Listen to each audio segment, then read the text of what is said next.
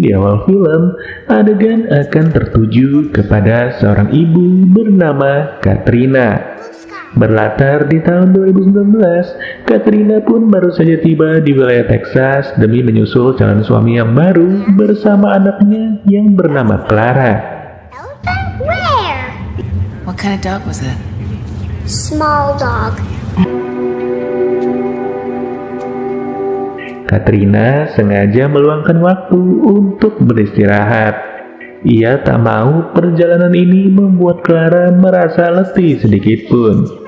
Meski sebenarnya, Clara adalah anak yang gak bisa diam serta selalu penasaran dalam setiap waktu. Hingga suatu ketika, saat melanjutkan perjalanan, Katrina pun harus menghadapi macet akibat kecelakaan. Hal itu membuatnya memotong jalan demi terhindar dari kemacetan. Tapi aneh, walaupun jalan itu sepi, tak ada satupun mobil yang berani melintas. Tak tahu kenapa orang-orang rela untuk macet selama berjam-jam. Dari situlah Katrina pun gak mau berpikiran jelek. Yang kalau dilihat-lihat, memang benar tak ada mobil lain selain mobilnya Katrina. Namun tiba-tiba, bannya seperti melindas sesuatu. Hal itu membuat salah satu bannya bocor dan sudah jelas akan memperlama perjalanan mereka. Tanpa ada siapa-siapa di sekitar, Katrina mau gak mau harus mengganti ban seorang diri. Tempat anta berantai ini terlihat sepi tanpa ada pemukiman sama sekali. Nah, awalnya semua berjalan baik-baik aja. Tapi tak lagi setelah Clara mulai berteriak. You know, Poppy taught me how to change a tire.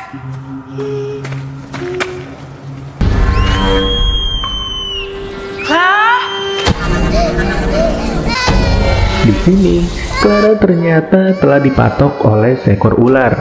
Gigitannya pun membuat Katrina panik dalam seketika. Anehnya, saat panik, terdapat sebuah mobil yang jelas terlihat oleh Katrina. Lalu, dibawalah Clara untuk masuk ke dalam mobil itu. Nah, di sini terdapat seorang wanita yang berniat menolong karena ia mengaku sudah terbiasa. Sedangkan Katrina disuruh mengganti ban untuk segera pergi ke satu-satunya rumah sakit di sebuah wilayah bernama Tulia. Merasa wanita itu adalah wanita baik, Katrina pun mulai merasa tenang. Anehnya, saat Katrina kembali, wanita itu tidak ada sama sekali. Dan yang bikin geleng-geleng, seluruh luka patokan di kakinya Clara langsung menghilang dalam sekejap. Percaya tak percaya, kehadiran wanita itu seperti malaikat yang baik hati. Tanpa bisa bertemu lagi, Katrina segera pergi ke Tulia.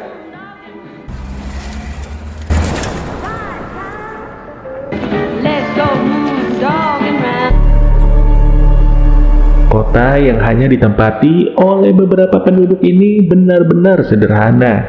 Hanya terdapat beberapa ruko serta satu buah rumah sakit yang begitu diandalkan. Akan tetapi, si dokter malah berkata jikalau Clara sehat-sehat saja. Tak ada tanda-tanda gigitan ular ataupun racun yang bisa ditemukan. Jelas dong, keanehan ini membuat Katrina segera diperiksa. Ia bahkan dianggap kelelahan akibat melakukan perjalanan jauh. Di saat yang sama, ia fokus terhadap seorang kakek yang sedang berada di ujung maut. Kesedihan dari keluarga kakek itu benar-benar meluap dan Katrina hanya bisa mendoakan yang terbaik.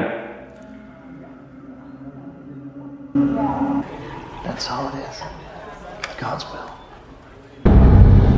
Kemudian, di saat rumah sakit sedang sepi, muncullah seorang pria berjas yang menagih hutang atas kesembuhan Clara. Ia berkata bahwa ada satu hal yang harus dilakukan Katrina sebagai pembayaran, di mana sebelum maghrib, Katrina harus mengorbankan satu nyawa sebagai bentuk pembayaran lunas. Tak peduli mau siapa yang dihabisi, tapi yang jelas peringatan ini tidaklah bercanda.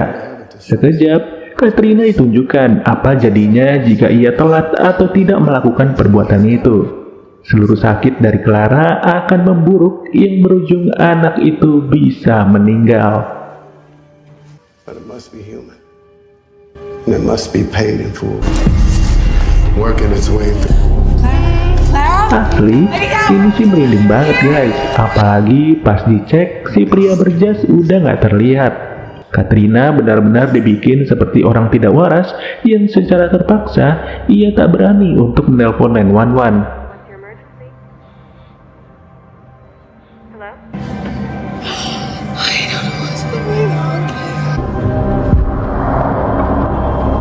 Singkat cerita, beranjaklah Katrina ke lokasi kejadian. Ia berangkat seorang diri tanpa ada yang menemani satupun. Saat semakin dekat, Katrina lagi-lagi menemukan kejanggalan, di mana ternyata, percaya nggak percaya, van yang sempat ia lihat sudahlah hilang. Kemudian, muncul mobil minyak yang Katrina kira ingin membantu.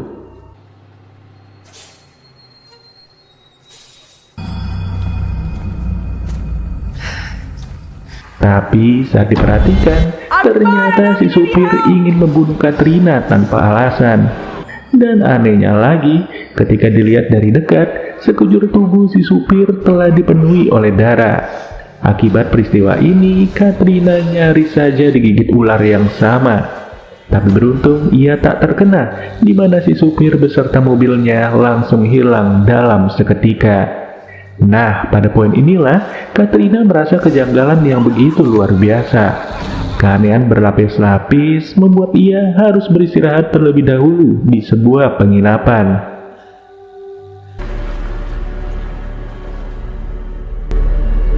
Lalu, Katrina pun mencari berita terkait kematian dari seorang supir di jalan yang sama.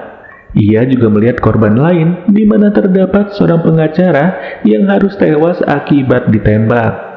Kagetnya, kedua korban itu merupakan orang yang sama serta sempat dilihat oleh Katrina. Berikutnya, dari 2 TKP, Katrina menemukan satu sosok yang benar-benar persis dengan seorang wanita yang menolong Clara. Belum tahu wanita ini siapa, tapi yang jelas ia bukanlah manusia. Akhirnya, Katrina kepikiran suatu rencana busuk. Rasa pasrah yang berlebih membuat ia terpikirkan untuk membunuh seorang kakek yang sebelumnya ia doakan.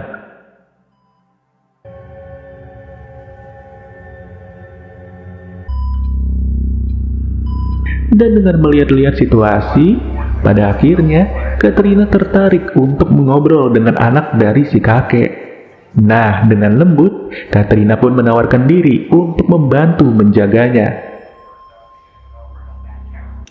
That was so nosy of me. I should have just been. I could keep you company. Wanita itu benar-benar baik, yang bahkan ia mendoakan kesembuhan Clara. Tapi tak lama, ia harus pergi untuk menjemput adiknya yang berada di lobi. Lalu, atas kesempatan ini, Katrina berniat menyekap si kakek dengan sebuah bantal. Awalnya sih, Katrina udah siap ya, tapi ujungnya ia ragu dan harus bersembunyi di dalam kamar mandi. Atas keraguan itu, keluarga si kakek sudahlah datang dan Katrina tidak jadi membunuh. Apalagi, tepat di momen tersebut, si kakek telah menghabiskan nafas terakhirnya. Ya, kalau begini, nggak ada cara lain bagi Katrina selain mencari korban baru.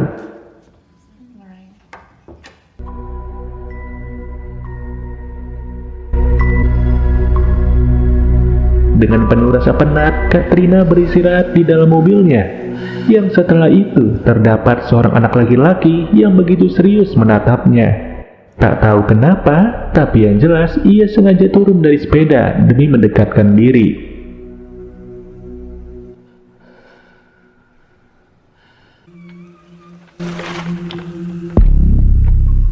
Nah, ajaibnya, tiba-tiba saja anak itu langsung membenturkan kepala. Rasa kaget membuat Katrina nyaris linglung serta meregang nyawa akibat terlindas mobil. Dan ya, lagi-lagi anak itu tidaklah terlihat. Kemudian Katrina langsung menenangkan diri di dalam bar. Di sini ia pun menyadari sepasang kekasih yang sedang bertengkar. Kedua kekasih bernama Billy dan Abby langsung membuat Katrina tertarik. Namun saat akan membuntuti mereka berdua, Katrina fokus kepada satu pengumuman. Get out!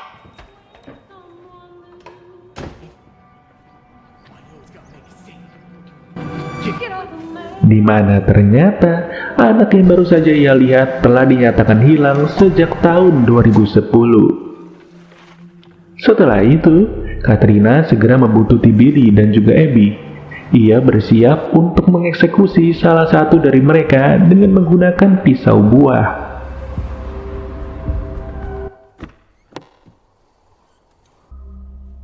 Akan tetapi, tiba-tiba saja Katrina fokus kepada bangunan gereja yang sempat terbakar. Persis di hadapannya, seorang pendeta memberi saran agar Katrina bisa mengeksekusi menggunakan pistol. Hasilnya, Katrina pun segera mencari sebuah pistol. Celaka, ia tak pernah memegang pistol sama sekali, di mana sehari-harinya Katrina sangat membenci aksi pembunuhan. Atas alasan tersebutlah, ia pun harus latihan dulu di daerah yang sepi.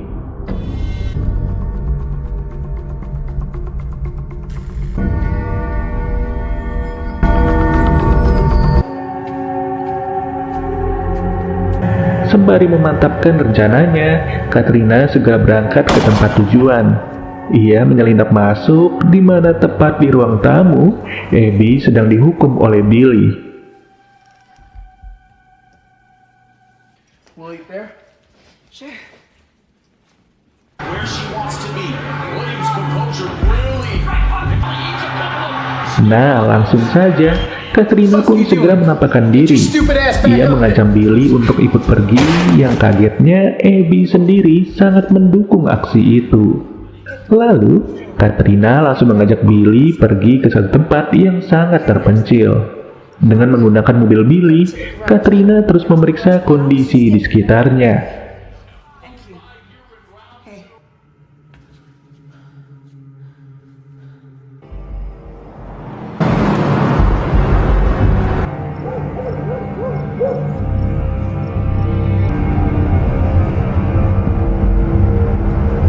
Sampai tiba saatnya, Billy pun langsung melakukan perlawanan. Ia berhasil kabur dari mobil, di mana Katrina harus kalah langkah dalam mengejarnya. Kehilangan jejak, Katrina malah bertemu dengan wanita pendaki. Nah, kalau kalian sadar, wanita ini adalah salah satu korban yang sudah dinyatakan tewas oleh polisi. Dan dengan waktu yang semakin mepet, Katrina pun disarankan untuk menewaskan diri sendiri. Dimana dengan alasan sayang anak, mau gak mau Katrina harus setuju. Stay there. That's good. Hold that. She's just a child. Please, there's. Sontak saja, direkamlah video terakhir dalam rangka pertukaran nyawa dengan anaknya sendiri. Akan tetapi, tepat di akhir video terlihat Billy yang sengaja melemparkan batu. Hal itu pun membuat Katrina pingsan, di mana Billy segera meminta kunci mobilnya untuk segera pergi. Tapi tiba-tiba muncul ular yang sama dan Billy sendiri langsung dipatok sampai terjatuh. Iya, dengan Billy yang sudah sekarat, ular tersebut seolah-olah membantu Katrina untuk membunuh. Dan pada akhirnya, tepat sebelum maghrib, Billy pun dinyatakan tewas.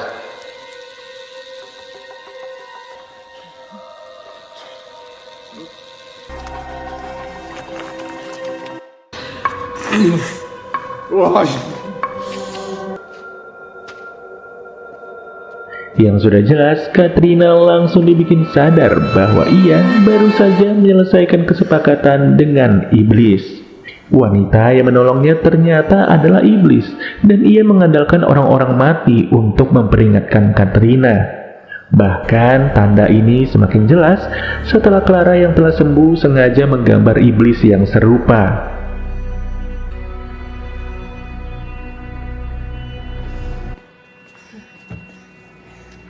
Celaka bukan? Tapi mau bagaimana lagi? Bagi Katrina sekarang adalah Clara yang sudah sehat-sehat serta sangat ceria. Meski di akhir film, Katrina pun sadar bahwa Robbie Lee mulai gentayangan dengan modus meminta tumpangan. Ya, bagaimana guys film yang satu ini? Jujur aja, selama nonton langsung, bulu kaki gua udah pada naik.